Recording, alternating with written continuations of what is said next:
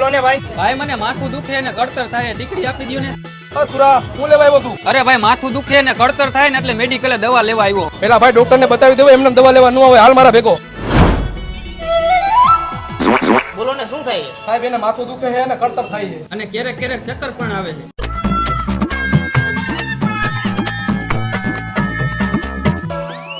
હાલ્યો આ મેડિકલે જઈને લઈ લેજો દવા. દવા તો મેડિકલ માંથી લઈ લઈશ, પણ તમને કેટલા પૈસા દેવાના ચેક કરવાના? 200 રૂપિયા દેવાના.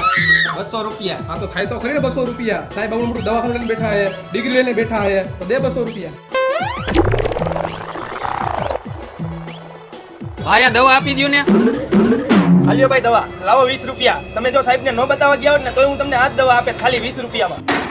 આ દવા 20 રૂપિયામાં પડતી હતી, ડોક્ટર ને બતાવવા ગયા ને એટલે આ દવા 220 રૂપિયાની પડી. તો હું થઈ ગયું? આમ તો પાન મવા ગુટકા સિગરેટ બધું ખાઈ જાવો, પી જાવો. અહીંયા પૈસા નથી બગાડતા તમારા? દવાખાને દેતા હાલ આવે છે.